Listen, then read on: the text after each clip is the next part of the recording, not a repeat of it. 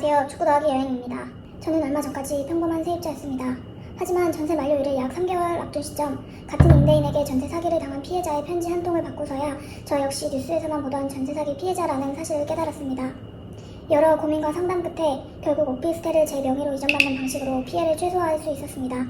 오늘은 그 경험을 솔직하게 나누며 더 큰 피해를 받고 전세 사기 관련법이 강화되기를 바라는 마음으로 이야기를 시작하려고 합니다.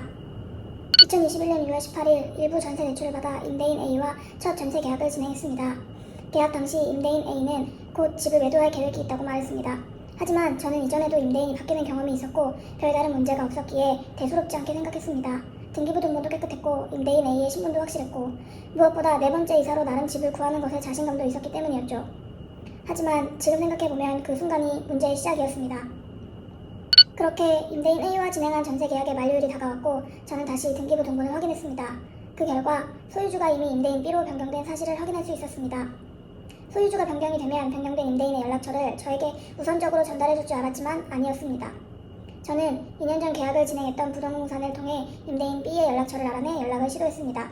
그는 전세금을 올리지 않을 계획이라고 답했고 덕분에 저는 2023년 7월 3일 임대인 B와 전세 계약을 다시 진행하고 전세 대출을 연장할 수 있었습니다. 이때까지만 해도 전화와 문자로 빠르게 소통이 되었고 전혀 의심이 들 만한 상황이 일어나지 않았습니다. 당연히 등기부 등본도 깨끗했고 오히려 타 지역에 위치한 법인의 소유라는 말에 안심하기까지 했습니다. 돌이켜보면 제가 너무 바보 같았던 겁니다. 그렇게 다시 2년을 살았습니다. 그 사이 이직을 했기 때문에 이사 계획이 있었습니다. 임대인 B에게는 아직 알리지 않은 채 집을 알아보고 있었는데 그때가 전세 만료 3개월 전이었습니다. 어느 날 출근하려고 현관문을 열었는데 문틈에 편지 한 통이 꽂혀 있었습니다. 평소 같았으면 무시했을 텐데 느낌적인 느낌으로 내용을 확인하고 싶었습니다. 바로 같은 임대인에게 전세 사기를 당한 피해자가 보낸 편지였습니다. 그 편지 속 연락처로 연락을 해본 결과 이미 해당 임대인에게 당한 여러 피해자가 있었고 저처럼 계약 기간이 만료되지 않아 만료 시점을 기다리고 있는 피해자도 있었습니다. 게다가 동일한 오피스텔에는 저 포함 12개 호실을 소유하고 있었고 전혀 다른 동네에 위치한 오피스텔에서도 피해자가 존재한다는 사실을 확인할 수 있었습니다. 심지어 이미 몇 명은 전세금 반환 소송에서 승소를 하였음에도 반환받지 못하고 있기도 했고 대출 이자와 소송 비용, 정신적 고통을 생각하여 소유권 이전을 받아온 피해자도 있었습니다. 그렇게 제 핸드폰에는 전세 사기 피해자 단톡방이라는 말도 안 되는 채팅방이 생겼습니다. 그 순간 제 머릿속이 하얘졌습니다. 내가 전세 사기 피해자라는 거지? 난 아직 1억이 없는데 그럼 신용불량자가 되는 건가? 극도의 공포와 분노가 밀려왔습니다. 저는 곧바로 부모님께 날 전달하였고 부모님과 함께 변호사 상담을 받았습니다. 돌아온 답변은 현실적이면서도 매우 냉정했습니다. 매도 계획을 알면서도 계약을 했어요? 깡통 전세네요? 그렇습니다. 저는 깡통 전세였습니다. 처음 계약 당시 사실을 인지했지만 제가 알아봤던 다수의 집들이 비슷한 상황이었기에 단순하게 그런가 보다 라고 생각을 했습니다.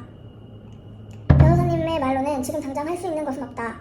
우선은 전세 계약 기간 만료가 되어야 움직일 수 있는데 비용이 많이 들 수 있으니 해당 지역 시청에 가서 전세 사기 피해자 등록 신청을 하라고 했습니다. 전세 사기 피해자 인정이 되면 시에서도 도움을 줄 것이고 추후 비용이 발생되는 건에 대해서도 어느 정도 감액이 될 것이라고 했습니다.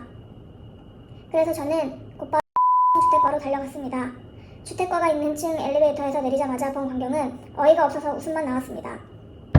전세 사기 피해자가 얼마나 많으면 이렇게 급하게 전세 사기 상담소라는 창구를 만들었을까 하는 생각이었습니다.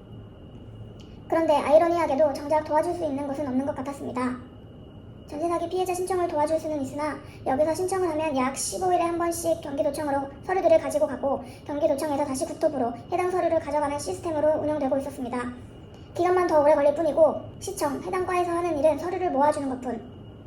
이런 시스템으로 인해 집에서 온라인으로 신청하는 것이 더 빠를 것이라는 답변뿐이었습니다. 전세 사기를 당한 것도 억울한데 이런 시스템 자체도 황당했습니다.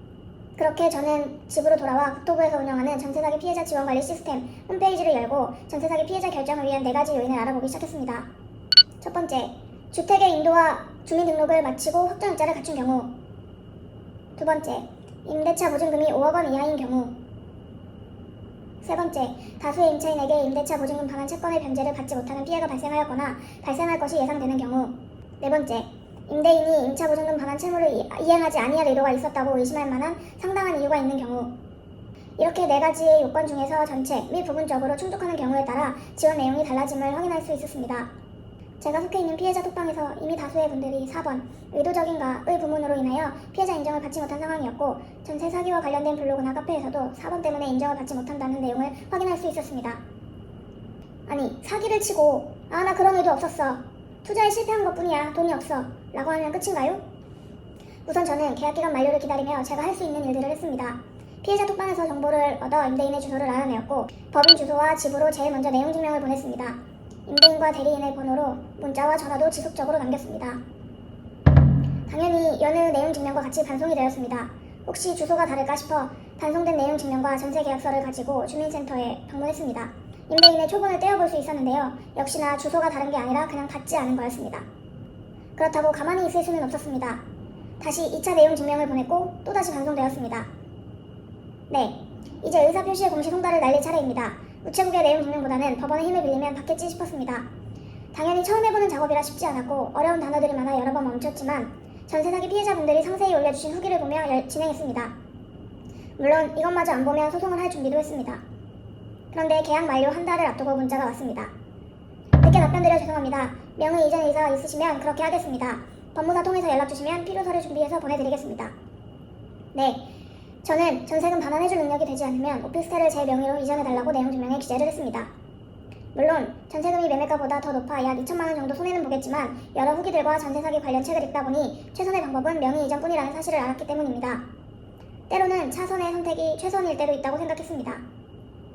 임대인도 이미 무자본 갭투자로 이익을 얻었으니 명의를 이전해주는 것이 더 좋았을 겁니다.